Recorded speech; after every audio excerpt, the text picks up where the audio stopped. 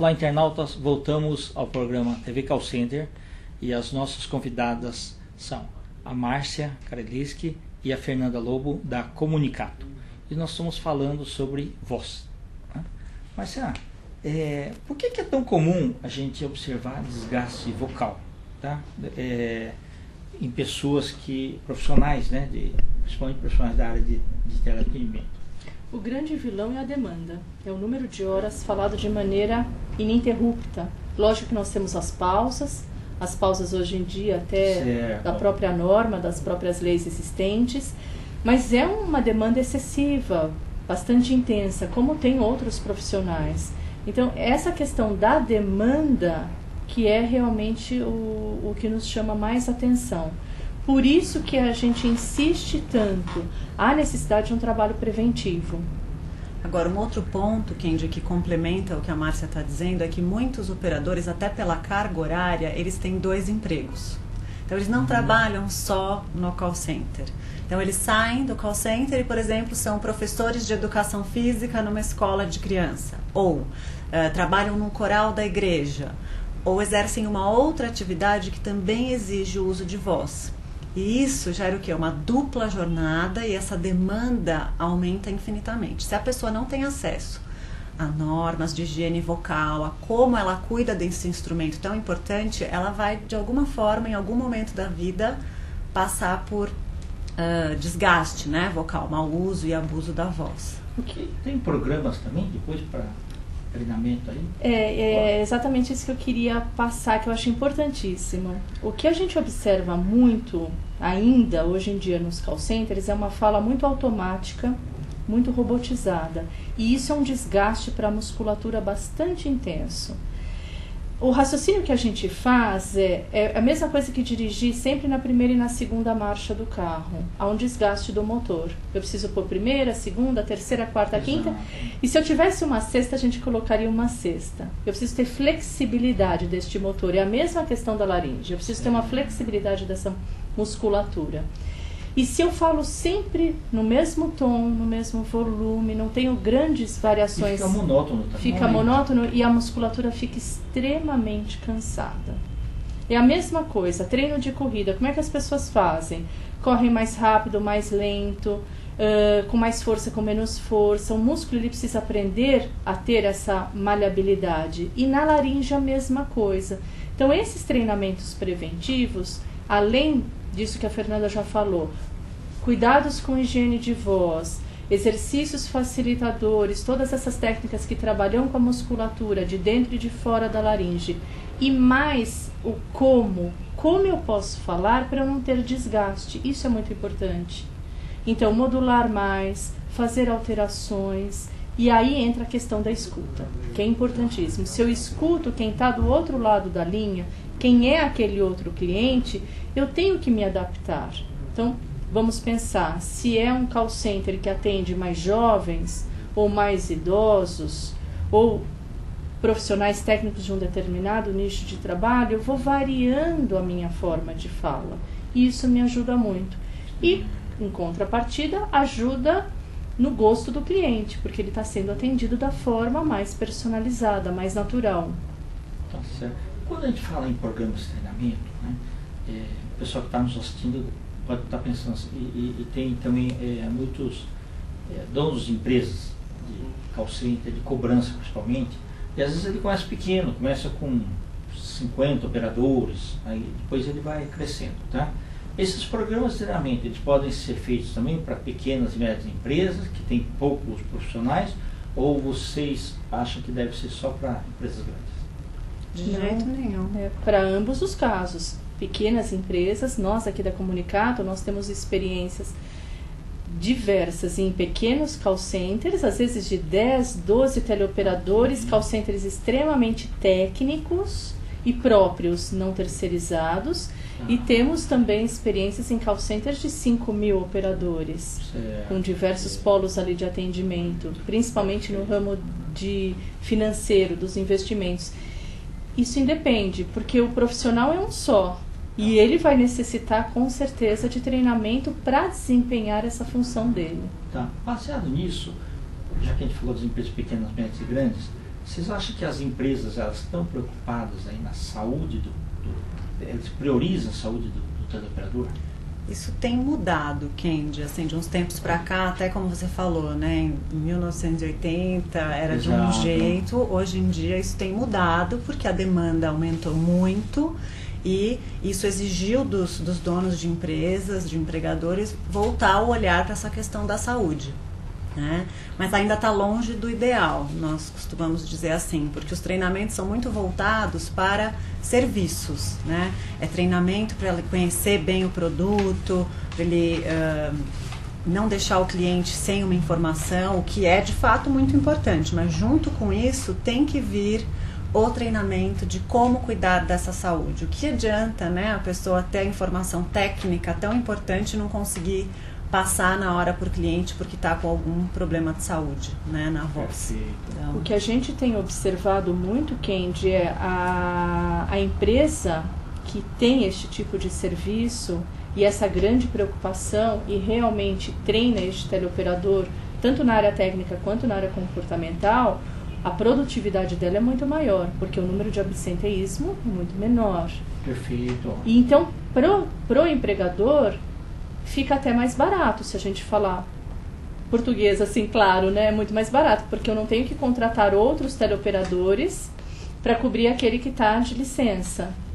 Então, é muito mais vantajoso. Em contrapartida, para o teleoperador, o benefício é muito maior. Ele se sente valorizado, ele se sente capaz de desempenhar. É muito difícil, não só para o teleoperador, a gente percebe muito para o professor, para o cantor, para o jornalista. Chegar na metade do seu horário de trabalho e perceber que você não tem condições de terminar, você tem um prejuízo vocal enorme, é bem sofrido isso. Tá.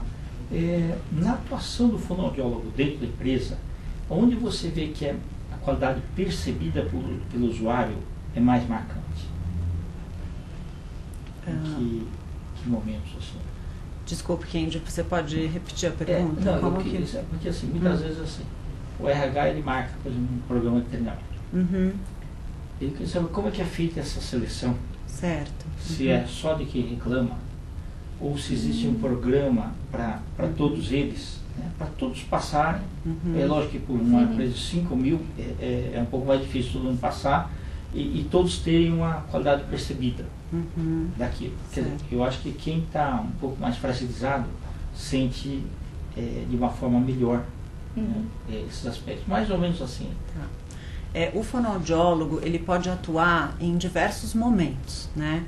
Nós consideramos assim a fórmula ideal que as pessoas que entram no call center, ou seja, logo no início, quando estão em fase de treinamento, para compreender exatamente esse produto e esse serviço, que nesse momento ele já tenha alguma informação de saúde vocal, de aspectos do corpo, né? Como entram muitas vezes os fisioterapeutas para darem orientações de postura, de alongamentos necessários para eles não ficarem com dores no pulso, no corpo, no pescoço.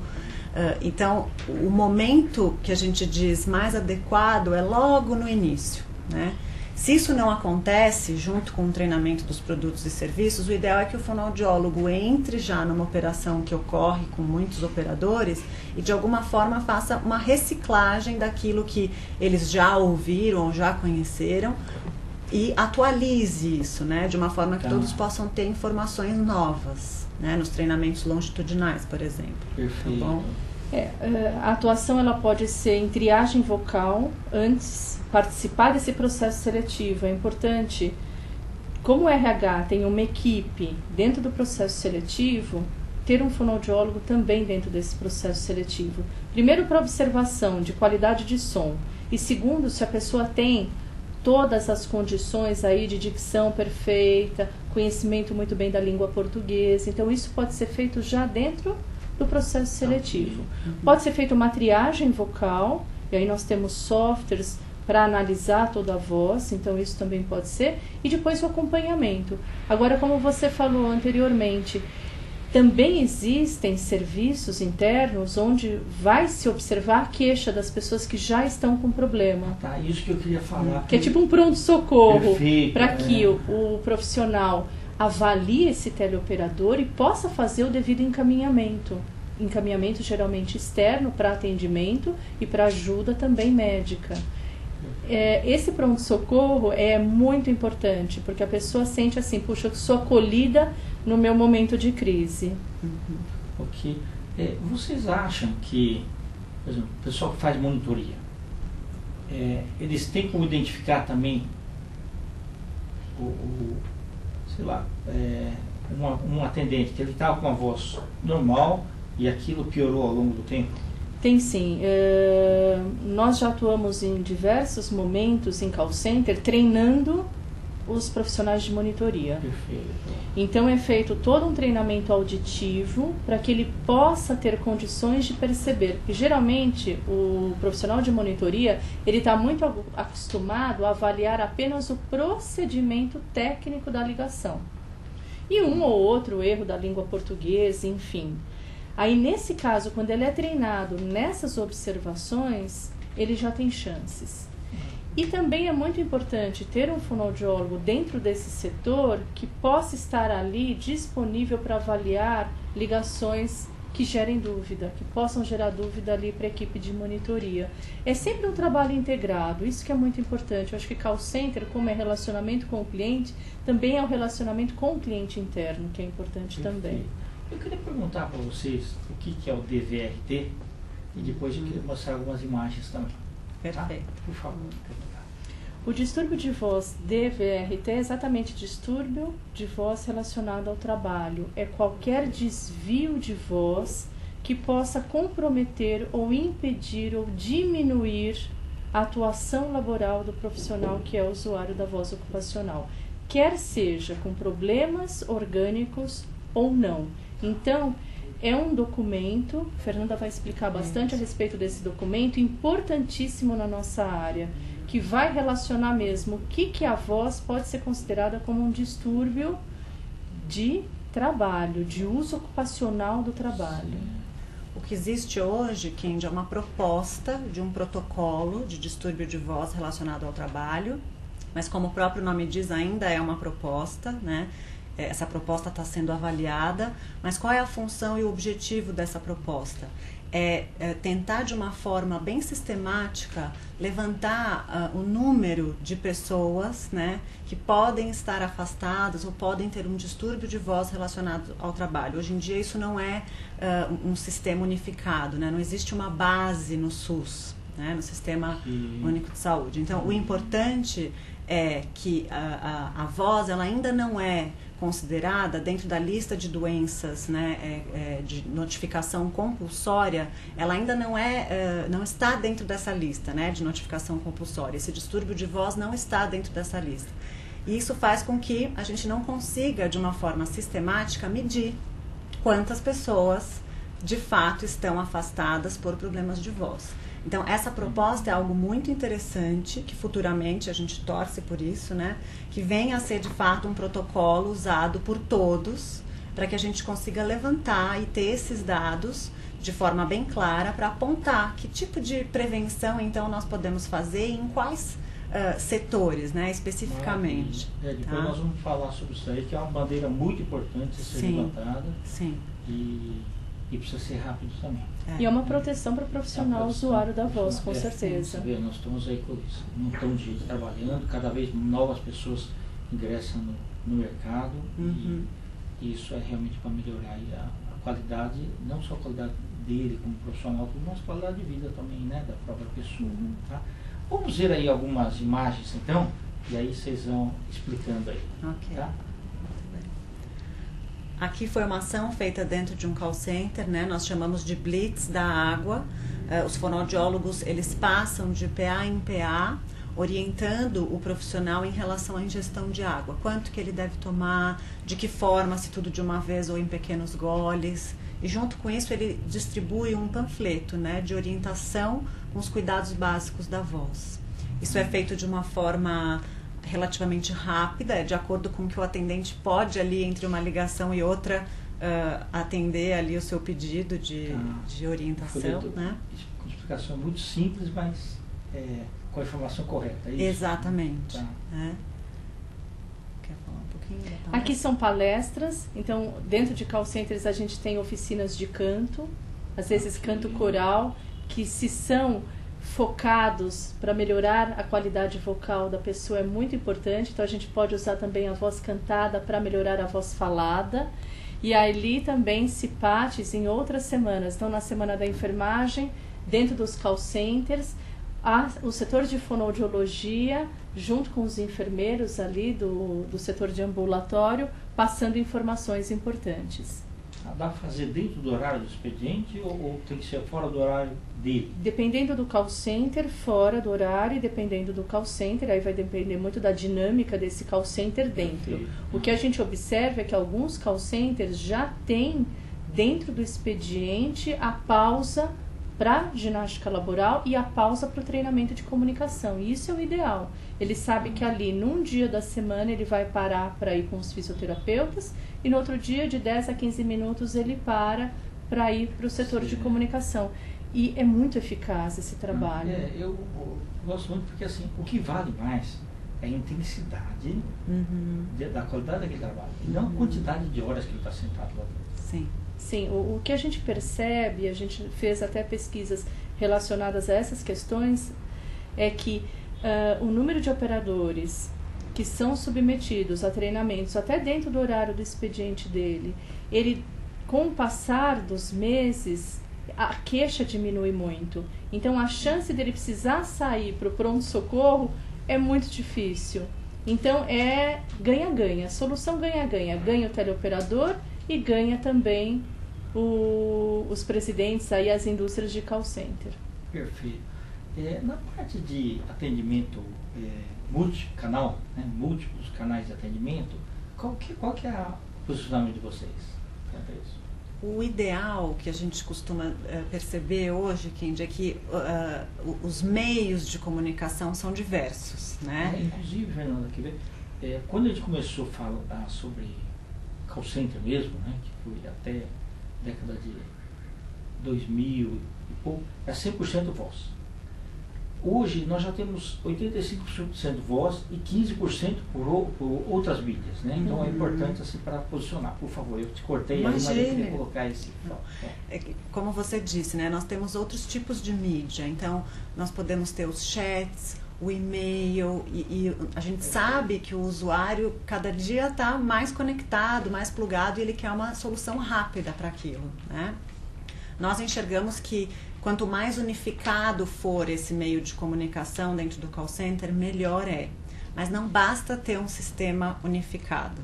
Precisa treinar esse teleoperador para que ele possa, de forma sucinta, descrever para o seu cliente interno, que é alguém que logo vai ler, né, aquilo que ele acabou de escrever, de uma forma objetiva. Porque se eu não tenho essa preocupação, por mais que eu tenha um sistema super pontual e eficiente, se o teleoperador não se comunica de forma efetiva por meio da escrita, ele vai prejudicar o cliente interno, que não vai entender a mensagem. E aí as falhas de comunicação continuam, né? Perfeito.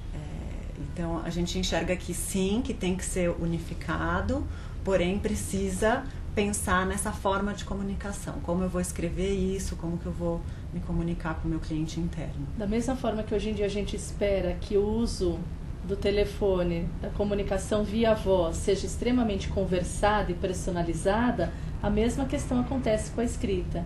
Que a escrita não seja uma escrita formal, e sim uma conversa com o cliente. Tá certo. E é muito comum também o papel dos fonoaudiólogos na orientação, pedir para aquecer e desaquecer a voz. Comenta um pouquinho esse fato, por favor. Como a Márcia disse, né, o profissional da voz, ele sempre deve ser comparado a um atleta.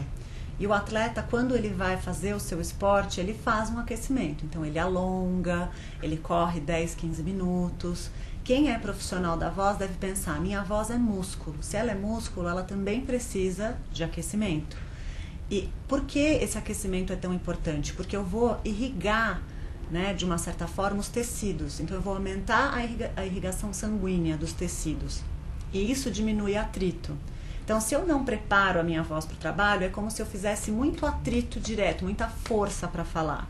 Se eu faço esse preparo, se eu aqueço a minha voz com esses exercícios que nós mencionamos aqui, eu vou diminuir esse atrito. Então, por isso é tão importante aquecer. E a gente diz que o aquecimento, ele sempre deve pensar em tons mais agudos, né? É como se eu saísse do meu tom habitual e colocasse a minha voz para cima. E no desaquecimento é o oposto, né? Eu saio do tom que eu estou habituado na fala ali profissional e volto para um padrão de fala coloquial, a gente diz. É como o cantor, Kendi. O cantor, quando vai para uma atuação, ele tem um determinado tipo de impostação vocal. Ele faz mais força, ele fala mais alto. Se ele sai de lá e continua com esse padrão na fala normal dele, alguém vai falar, nossa, mas por que você está gritando, né? Okay. Então, com os profissionais é a mesma coisa. Vale cantar no banheiro ou não? Vale. Vale com a corda? Vale, é saudável. Com certeza, quem canta os males espanta, já diz o ditado. É só cantar de uma maneira tranquila, natural. Perfeito. E também não pode chegar aos extremos, né? Isso. Vou ter que mudar a minha voz, então vou começar a discutir com o cobrador de ônibus, né? Dentro do metrô, em tom alto e tudo mais, para ir me preparando, né? Tem todas as formas aí, né? Mas o objetivo é que a saúde principal dele, né? Do operador, tem um ganho. Um ganho efetivo todas as vezes. O profissional, quando ele começa a fazer exercício, o aquecimento, o desaquecimento, e percebe o quanto isto traz de conforto, ele nunca mais abandona. Isso é importante, porque ele percebe assim, nossa, com o aquecimento e com o desaquecimento eu consigo trabalhar muito bem. Então, tira-se a força, o esforço, a voz volta ao normal, e aí com certeza ele trabalha de uma forma muito mais tranquila, muito mais prazerosa. Tá ótimo. O nosso bate-papo maravilhoso, mas infelizmente nós temos um tempo aí do programa. Né? Okay. Eu queria aproveitar esses instantes finais para vocês falarem um pouco mais da Comunicato. Então, as pessoas que nos assistiram ou que não puderam assistir ao vivo, mas vão continuar assistindo no acervo permanente, eu queria que vocês deixassem aí contatos, e-mail, telefone. O telefone coloca, o São Paulo coloca o 11 também, por favor. Tá. Eu vou falar então da unidade de Jundiaí. Perfeito. Nós temos um telefone 11 45220035, é nossa unidade no interior. O nosso site é o www.comunicatoconsultoria.com.br. Ao entrar no site... Mas fala como que escreve comunicar. Comunicato, exatamente como se fala. Não tem a letra K, nada. Não, certo. não tem. Perfeito. Não tem, exatamente como se fala. Comunicatoconsultoria.com.br. Ao entrar no nosso site, já tem os links para as redes sociais. Então a pessoa pode clicar ali, curtir a nossa página no Facebook, entrar no nosso Twitter, nós temos sempre novidades na área de comunicação. E Aqui em São Paulo, o telefone é 11 5548 5224 e o e-mail, se alguém quiser falar diretamente comigo ou com a Márcia, é fernanda@comunicatoconsultoria.com.br e o da Márcia é marcia@comunicatoconsultoria.com.br. Temos também o e-mail comunicatoconsultoria.com.br. Okay. A Comunicato não é uma empresa especializada apenas na área de call center, também na área de call center, mas nós trabalhamos em outras empresas onde a comunicação realmente é o instrumento principal ali de trabalho. Maravilha. Vocês querem deixar uma mensagem aí para o pessoal que está nos assistindo? Eu quero sim pedir para que eles pensem com carinho e com cuidado na voz a partir de hoje. Eu espero que nós tenhamos ajudado aqui com as dicas. Então, que vocês bebam bastante água, se hidratem e façam os exercícios de voz para ir para o trabalho bem preparado, né? Tá ótimo. Então, internautas, chegamos ao fim de mais um TV Call Center, né? Os nossos agradecimentos para Márcia Kareliski e para Fernanda Lobo, tá? Que muito gentilmente dedicaram o seu tempo para trazer novas informações para vocês. Okay? Então, um grande abraço e até a próxima.